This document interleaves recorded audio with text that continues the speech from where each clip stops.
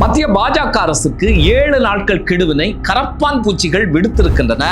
இந்த போராட்டம் நாடு முழுவதும் வெடிக்கும் என்பதனை அவர்கள் தெரிவித்திருக்கிறார்கள். உண்மையிலேயே கரப்பான் பூச்சிகளுக்கு பாஜக பயப்படுகிறதா? நேற்று ஜந்தர் மந்தர் போராட்டத்திற்கு அனுமதி கொடுத்ததிலிருந்து அந்த நிகழ்வுகள் எதை உணர்த்துகின்றன? கரப்பான் பூச்சியினுடைய வரவு காங்கிரசிற்கு மிகப்பெரிய பதட்டத்தை, அச்சத்தை ஏற்படுத்தியிருக்கிறது. ஏன் அப்படி ஒரு பதட்டம் அவர்களுக்கு உருவாகி இருக்கிறது? வரக்கூடிய நாட்களில் ஒரு பெரும் சக்தியாக மாறி பாஜகவை வீழ்த்தக்கூடிய ஒரு பெரும் படையாக கரப்பான் பூச்சிகள் உருவ எடுக்கக்கூடிய சாத்தியக்கூறுகள் இருக்கிறதா? என்ன நடைபெற்றுக் கொண்டிருக்கிறது இந்திய அரசியலில்? பார்ப்போம் காணொலி. நாடு முழுவதும் மிகப்பெரிய எதிர்பார்ப்பை உருவாக்கிய சிஜேபி கட்சியினுடைய முதல் போராட்டம் ஜந்தர் மந்தர்ல நடந்தது. இது மிகப்பெரிய வெற்றியை பெற்றிருக்கிறது. வெற்றி அப்படின்னு வரும்போது பார்த்தீங்கன்னு சொன்னா, எந்த வகையில சிஜேபி கட்சி தன்னை முன்னிலைப்படுத்துகிறது அப்படிங்கிறது ரொம்ப ரொம்ப முக்கியமானது.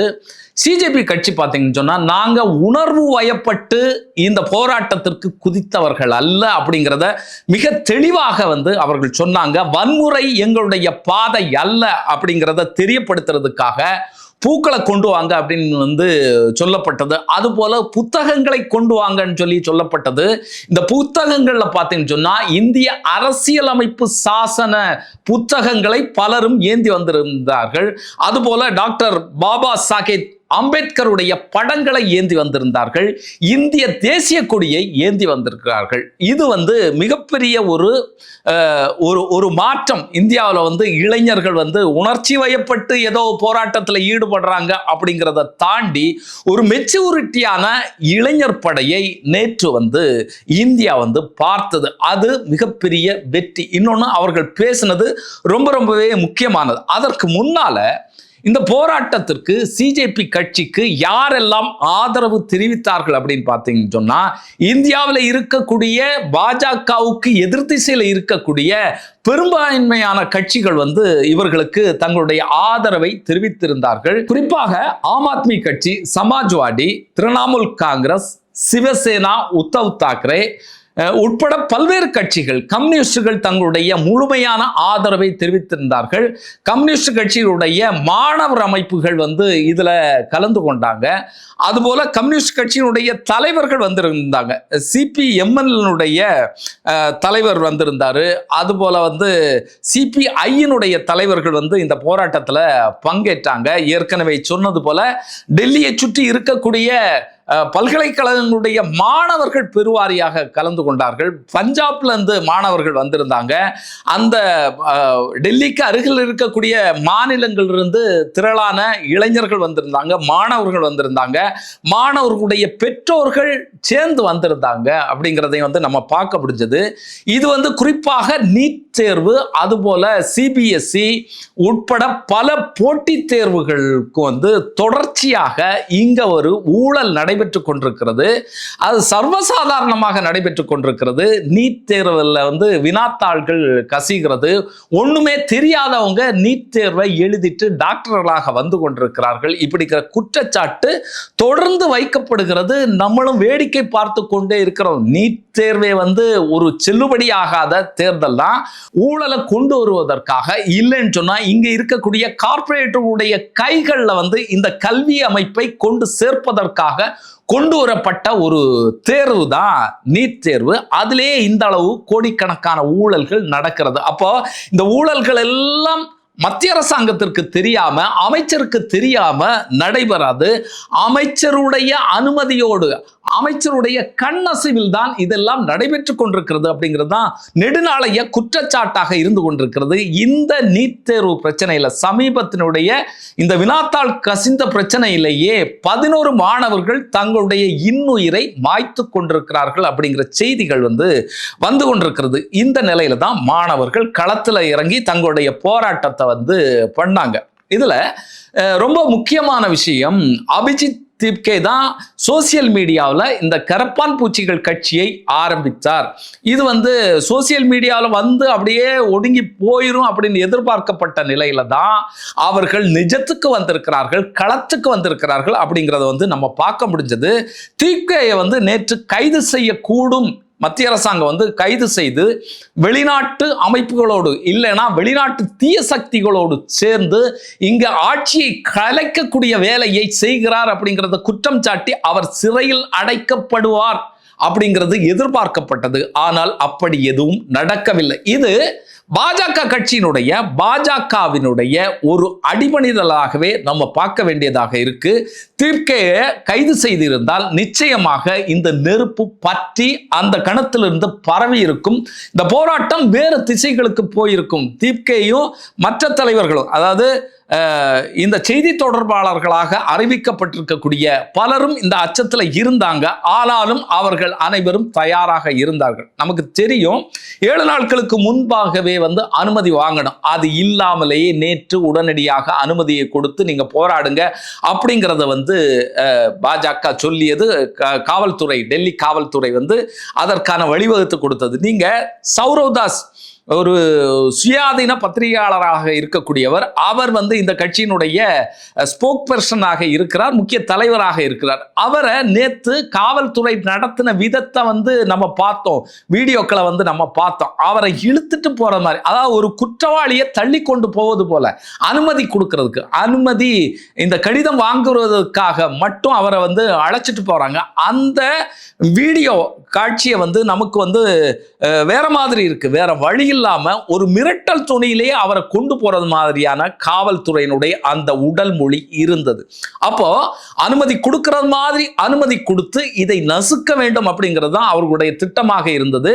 முக்கியமாக நேற்றைக்கு வந்து தேசிய ஊடகங்கள், இந்தி ஊடகங்கள், ஆங்கில ஊடகங்கள் எதுவுமே வந்து இதை பதிவு செய்யவில்லை, வெளியிடவில்லை, நேரடி காட்சிகள் எதுவும் போடவில்லை. அப்போ இதற்கு பின்னால யார் இருக்காங்க அப்படின்னு பார்த்தீங்கன்னு சொன்னா நிச்சயமாக பாஜக தான் இதனுடைய பின்னணியில இருக்கும் அப்படிங்கிறதுல எந்த விதமான மாற்றமும் இல்லை. அதாவது தமிழகத்துல பார்த்தீங்கன்னு சொன்னா விஜய் வீட்டுல இருந்து கிளம்பிட்டார், விஜய் காரு கிளம்பிட்டது, கேட்ட திறந்துட்டாங்க, விஜய் வந்து வீட்டுல இருந்து இப்போதுதான் படியிறங்குகிறார் அப்படின்னு எல்லாம் போட்ட ஊடகங்கள், தேசிய ஊடகங்கள் உட்பட இதை போட்டது. விஜய் அவர்களுடைய இந்த பிரச்சாரத்தை, அவர் கிளம்பி போறத, அவர் மேடையில ஏறுறத, அவர் வந்து பஞ்சு டைலாக் பேசுறதை எல்லாம் தேசிய ஊடகங்களும் போட்டார்கள். அப்போ இங்க பாஜகவுக்கு எதிராக, இங்க நடக்கக்கூடிய அநியாயங்களுக்கு எதிராக ஒரு அமைப்பு, இளைஞர் படை திரண்டு வருகிறது என்று சொன்னால் அதை வந்து காட்சிப்படுத்துறதுல, அதை வந்து மக்களுக்கு வெளிப்படுத்துறதுல உங்களுக்கு என்ன பிரச்சனை ஏற்பட்டது? அப்ப இதற்கு பின்னால் தான் கார்ப்பரேட்டுகள் இருந்து இதை முடக்கக்கூடிய வேலையை, பாஜகவினுடைய கரமாக இருந்து இதை வந்து இருட்டடிப்பு செய்யக்கூடிய வேலையை ஊடகங்கள் நேற்று செய்தன. அதற்கு எதிராகவும் காக்ரோச் ஜனதா பார்ட்டி வந்து தங்களுடைய கண்டனங்களை, குரல்களை வந்து எழுப்பினாங்க. சரி, இன்னொரு விஷயம், இதுல பெரும் பதட்டத்துல இப்ப இருக்கிறது பாத்தீங்கன்னு சொன்னா காங்கிரஸ் கட்சிக்கு ஏன் இந்த பதட்டம் ஏற்பட வேண்டும்? பாஜகவை எதிர்க்கிறது சிஜேபி கட்சி. பாஜக வந்து இந்த நாட்டில் அநியாயங்கள் செய்கிறது, மாணவர்களுக்கு வேலை வாய்ப்புகள் இல்லை, இந்த வினாத்தாள் கசிவு உட்பட பல்வேறு குளறுபடிகள் இருக்கிறது, லட்சக்கணக்கான கோடிக்கணக்கான மாணவர்களுடைய வாழ்க்கை கேள்விக்குறியாக இருக்கிறது, வேலை வாய்ப்பு இல்லை அப்படின்னு பல்வேறு விஷயங்களை முன்வைத்து தான் சிஜேபி கட்சி இந்த போராட்டத்தை நடத்துகிறது. இந்த இயக்கம் உயிர் பெற்று வந்து கொண்டிருக்கிறது. அப்ப இதுல காங்கிரஸ் உண்மையிலேயே வந்து மகிழ்ச்சி கொள்ள வேண்டும். பாஜகவை எதிர்க்கிறதுக்கு நாங்களும் உங்களோடு கரம் சேர்க்கிறோம், கரம் கோர்க்கிறோம், இல்லைன்னா எங்களுடைய ஆதரவு உங்களுக்கு இருக்கு அப்படிங்கிறத சொல்லணும். ஏன் காங்கிரசுக்கு இந்த பதட்டம் ஏற்பட்டிருக்கிறது அப்படிங்கிற கேள்விதான் ரொம்ப ரொம்ப முக்கியமானது. 2014 இருந்து பாஜக ஆட்சி அமைத்ததுல இருந்து மோடி அவர்கள் பிரதமராக இந்த பாராளுமன்றத்துக்கு உள்ளால போன பிறகு நாட்டில் எவ்வளவோ அநியாயங்கள், அக்கிரமங்கள், அரசியல் சாசன சட்டத்திற்கே வந்து அச்சுறுத்தல்கள் உருவாகி இருக்கிறது. அதை நம்ம கண்கூடாக பார்த்து கொண்டிருக்கிறோம். நீங்க பார்த்தீங்கன்னு சொன்னா குடியுரிமை திருத்த சட்டம், இதற்கு எதிரான போராட்டங்கள், அதுபோல SIR, இதற்கு எதிராக வந்து இந்தியாவை ஒட்டுமொத்தமாக திரளச் செய்ய வேண்டிய கடமை காங்கிரஸ் கட்சிக்கு, இந்தியாவினுடைய எதிர்கட்சிக்கு இருந்தது. அதை அவர்கள் செய்யவில்லை. அதுபோல குடியுரிமை சட்டத்திலையும் அவர்கள் செய்யவில்லை. பேரளவிற்கு போராட்டங்கள் தன்னெழுச்சியாக மக்கள் செய்தார்கள், இஸ்லாமிய அமைப்புகள் செய்தது, கட்சிகள் செய்தது. அதுல ஒரு பேரளவுக்கான ஒரு கட்சியாகத்தான் காங்கிரஸ் கட்சி இருந்தது. அது போல பார்த்தீங்கன்னு சொன்னா தேர்தல் ஆணையத்துல மிகப்பெரிய ஒரு மாற்றத்தை கொண்டு வந்தது. தலைமை தேர்தல் ஆணைய அதிகாரியை நியமிக்கக்கூடிய அந்த சிஸ்டத்திலேயே பெரிய மாற்றத்தை கொண்டு வந்தது. இதற்கு எதிரான ஒரு போராட்டத்தை நடத்த வேண்டுமா, நடத்தக்கூடாதா? அப்ப பாராளுமன்றத்தை சுத்தி நீங்க இந்த பிரஸ் மீட் கொடுக்கிறதும், உங்களுடைய போராட்டத்தை பதாகை ஏந்தி கொண்டு உட்கார்றதும், வேட்டியும் சட்டையும் கசங்காமல் நீங்க சில போராட்டத்தை பேரளவிற்கு நடத்துறதும் எந்த வகையான எதிர்க்கட்சி? இந்தியாவை காக்கக்கூடிய வேலையை நீங்கள் சரியாக செய்யவில்லை. உங்கள் மீது மக்கள் மதிப்பிழந்து விட்டார்கள். அவநம்பிக்கை உருவாகி இருக்கிறது.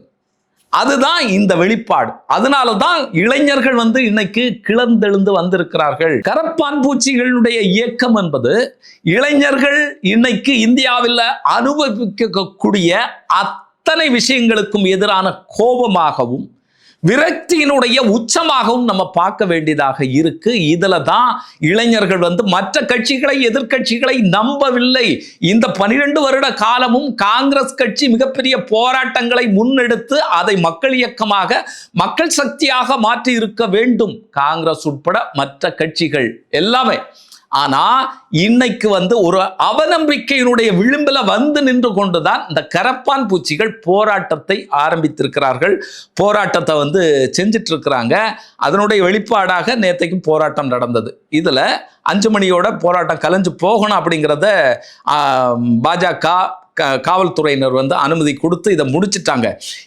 இதோட இந்த போராட்டம் நிற்குமா அப்படிங்கிறது மிகப்பெரிய கேள்வி. இந்த போராட்டத்தினுடைய இறுதியில் பார்த்தீங்கன்னு சொன்னா இவர்கள் 7 நாள் கெடுவை விதிச்சிருக்கிறாங்க. இதுல முக்கியமாக சொல்ல வேண்டியது, சில தலைவர்கள் கலந்து கொண்டார்கள். இதுல லடாக்கை சேர்ந்த சோனம் வாங்சுக்கும் பங்கேற்றார். தீப்கேயோட அவரும் கைகோர்த்து நின்றார். தீப்கே கைது செய்யப்பட்டால் 6 வாரம் உண்ணாவிரதம் நான் இருப்பேன் அப்படிங்கிறத வெளிப்படுத்தி இருந்தார். அப்போ ஒருவேளை இந்த கைது செய்யப்பட்டால் ஏற்கனவே போராட்டம் வெடிக்கும், இந்த மாதிரியான ஆட்கள்லாம் களத்துக்கு வருவாங்க, இங்க இருக்கக்கூடிய இயக்கங்கள், அமைப்புகளும் இவர்களுக்கு ஆதரவாக திரளும் அப்படிங்கிறதுனாலேயே கைது நடவடிக்கை எல்லாம் இல்லாமல் செய்யப்பட்டது அப்படிங்கிறதும் ஒரு பார்வை இருக்கிறது. அப்போ வரக்கூடிய நாட்கள்ல மத்திய அரசாங்கத்தினுடைய அமைச்சர், கல்வி அமைச்சர் தர்மேந்திர பிரதான் பதவி விலக வேண்டும். நாங்க இந்த கோரிக்கையை முன்வைத்து 1 வார காலத்திற்கு மேலாகிறது. ஆனா இதுவரைக்கும் இது சம்பந்தமான எந்த நடவடிக்கையையும் பாஜக அரசு செய்யவில்லை. அதற்கு பதிலாக என்ன செய்கிறது என்று சொன்னால், எங்களுடைய அக்கௌண்ட்டுகளை, சோசியல் மீடியா அக்கௌண்ட்டுகளை முடக்கிறது, எங்களுடைய பதிவுகளை எரேஸ் பண்றது, காணாமல் ஆக்குவது, இல்லாமல் ஆக்குவது, இப்படிப்பட்ட வேலைகளை செய்து கொண்டிருக்கிறது. நாங்கள் மறுபடியும் உயிர் தெழுவோம் அப்படிங்கிறது தான் சிஜேபி சொல்லி இருக்கிறது. சிறைக்கு பயந்து பலரும் இந்த அதிகார வர்க்கத்தோடு சேர்ந்து கொள்கிறாங்க. தங்களை மௌனித்து போக செய்திருக்கிறார்கள். ஆனா இளைஞர்கள் அப்படி இருக்க மாட்டார்கள். இங்கே காணக்கூடிய ஆயிரக்கணக்கான இளைஞர்கள் இந்த அரசாங்கத்தினுடைய அராஜகத்துக்கு எதிராக, அரசாங்கத்தினுடைய இந்த வல்லாதிக்கத்துக்கு எதிராக, இந்திய அரசியலமைப்பை வீழ்த்துவதற்கு எதிராக திரண்டிருக்கிறோம். அதைத்தான் நேற்றைய போராட்டம் வெளிப்படுத்தியிருக்கிறது. இந்த இந்திய அரசியல் சாசனத்தை காப்பதற்கு, இந்திய ஜனநாயகத்தை காப்பதற்கு இந்த கரப்பான் பூச்சிகள் அடுத்த அடி எடுத்து வைப்பார்களா அப்படிங்கிறது தான் மிகப்பெரிய கேள்வியாக நமக்குள் இருந்து கொண்டிருக்கிறது. இவர்களுடைய நடவடிக்கைகள் என்ன அப்படிங்கிறத வரக்கூடிய காலங்களில் நம்ம பார்ப்போம். தொடர்ந்து எந்த திசையில் கரப்பான்கள் பயணிப்பார்கள் அப்படிங்கிறதை நம்ம பொறுத்திருந்து பார்க்க வேண்டியதாக இருக்கு. இன்னொரு காணொளி சந்திப்போம். அதுவரை நன்றி, வணக்கம்.